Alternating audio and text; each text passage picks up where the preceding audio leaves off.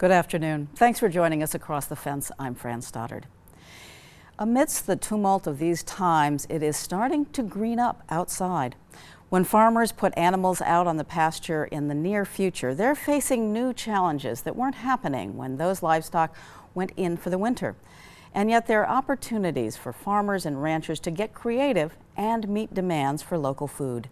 Across the Fence's Keith Silva spoke with UVM Extension Pasture Program Coordinator Jen Colby about how farmers are pivoting in a pandemic. So mostly the questions that I'm getting are from medium-sized folks who've built up their markets to the point where they're able to consistently serve restaurants, wholesale accounts, that kind of thing. And so in some cases, I've had conversations with them around using Front Porch Forum, using Craigslist, other sort of email ways to let the public know that their product is even available. And in other cases, it's we've tried to connect people to direct sale folks who already have some kind, they have people coming to their market, either they are coming to their farm stand, or they already have a CSA where this other farm could partner with them, or they have a home delivery service. So we're trying to figure out the combination of where does it make sense to do direct sale yourself, and where does it make sense to actually just band together and aggregate in a different way. What advice are you giving to livestock farmers and grazers today that will help them throughout the season? So the low-cost producer is typically who is the most successful in times of stress. And so this is an excellent example of a time of stress, and being a low-cost producer to sort of keep yourself more stable. And so it is actually really important right now for folks to not graze yet, even though it may seem like that's the right thing to do, to stop paying for winter feed right now. But we know this, we see it every year. We especially see it in years where it's a light snow cover, where spring comes a little early, like it is this year. It's really easy to overgraze. And if you overgraze, you put your animals out now and they bite those little tender plants. Those plants don't get a chance to establish themselves, and it might mean that you're feeding hay a lot sooner than you would otherwise. So it'll cost you a lot more in the long run. What do you expect to happen with direct market sales? I think that direct sales for meat are increasing. I think that they are going to continue to increase as we go through this. We don't know how long this is going to last, but folks, certainly pretty much everyone I've ever met in the state of Vermont has a certain amount of safety feeling when there's food in the freezer, whether those are like your vegetables from your garden or a half a pig. Having food in the freezer means that culturally, that when winter comes, we're still going to be okay. And so I'm definitely seeing that there's a lot of opportunity for direct sales of local meat. And I think it's a good opportunity to get direct feedback from consumers, which is one of the good things that could be coming out of this. If folks are used to either they're not selling meat now, or they're not doing so in a direct way, if you have good conversations with your customers, then it may end up with higher quality for all in the long run when things go back to some different system again. I'm hearing you say there might be opportunities for livestock producers. I don't want to encourage folks to suddenly say, we're going to put on tons and tons of animals without really having a good sense of what their markets are, and that they would have. We don't want to end up with folks in the fall who are stuck with animals. And, right. I don't want to over encourage, but I do think that there are some opportunities, and there's some opportunities certainly in chicken. There's some opportunities for folks to raise their own. What protocols is UVM Extension putting in place so you can meet with farmers on farm as the season goes on?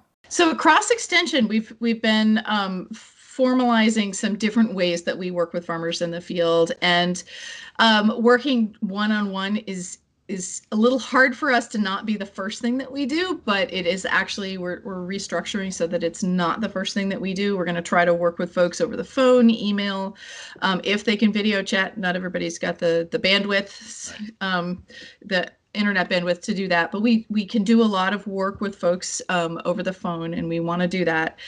And then when we get to farms, when we do need to do a visit, we're going to just work with the immediate folks that need to know. So as small a group as possible. We're not planning to go in people's homes. We're not going to invite people into our vehicles or get into theirs. We're going sanitize everything, before we're not sharing pens, those sorts of things. Like we're just doing everything that we can to follow the CDC guidelines around protecting ourselves and protecting the folks that we're working with too. Jen, is there a message you want to share with grass farmers and grazers? Oh, I think that my biggest takeaway has been, we can always look for the opportunities in a situation. And I think that a thing that has been a tremendous opportunity just in the last few weeks, and it looks like it's going to continue, is that communities are stepping up. People are communicating in different ways. If we're doing that, and the communities around us are doing that, there's this great emphasis on local food.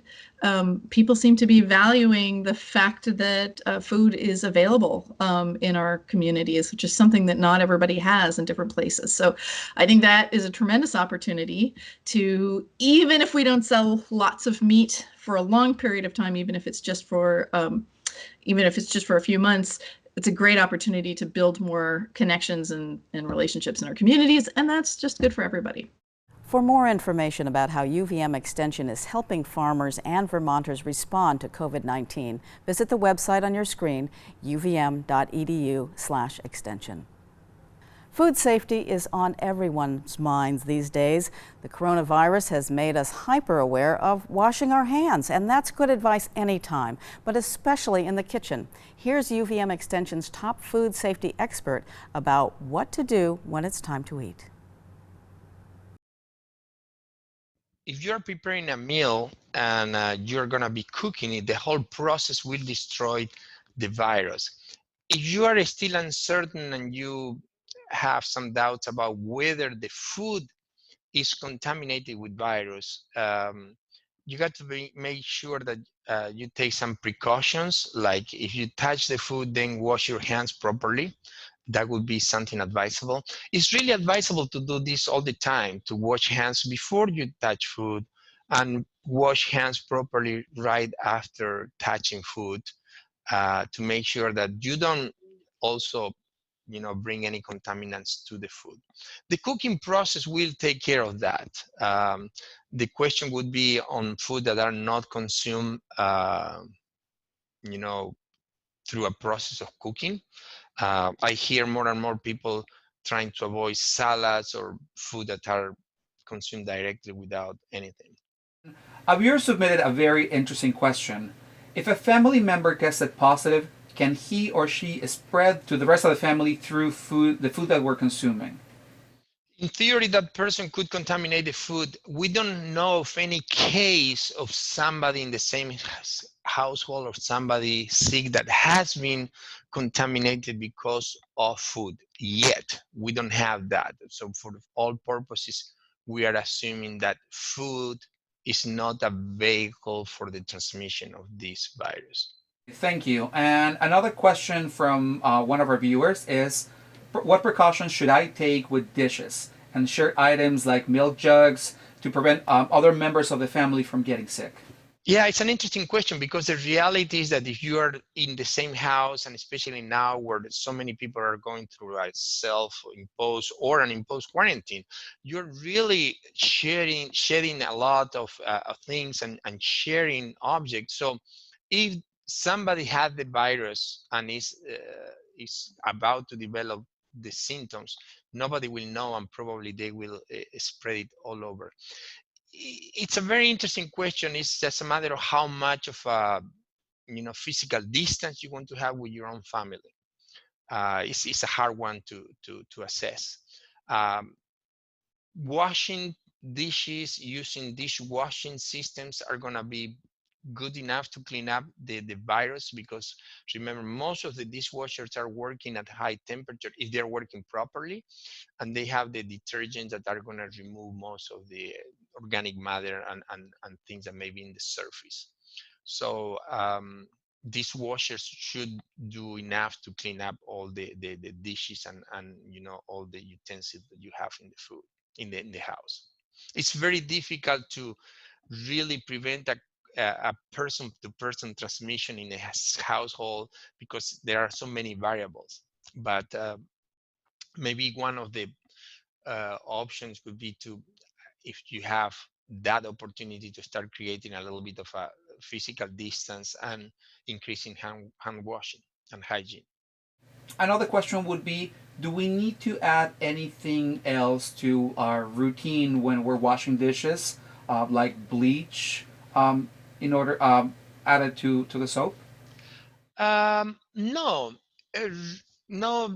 Again, dishwashers, domestics, dishwasher do get high temperature, but again, it depends because some dishwasher may be old. Um, One thing that you may want to do is to scrub maybe a little bit of the plates or the utensil if they have high accumulation of organic matter, to make sure that the dishwashing and the detergent and the dishwashing will do that sanitizing effect in a better way. The less organic matter and residue you have going into the dishwasher, the cleaner the plates are gonna be. What about when we're doing hand washing of our dishes? With hand washings, there should be no problem. The advice again in here is to keep gloves, to wear gloves. I think most of the detergents are very good. We tend to use a lot of in the industry. uh, for many years we have been using a special detergent that is very common, and it's a good one for use in households. But again, most of the process of cleaning with warm water, soapy water, will remove this virus, the virus from surfaces. That's good to hear. Anything else you would like to add, Omar? No, thank you very much for the opportunity to share a little bit some ideas and trying to, bring some discussion to this interesting topic. Thank you again for the opportunity.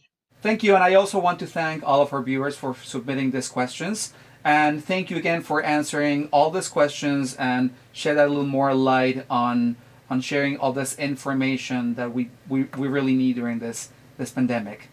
Thank you, Omar. Thank you, Marco. Thank you both. And once again, thank you for joining us across the fence. I'm Fran Stoddard. Stay well.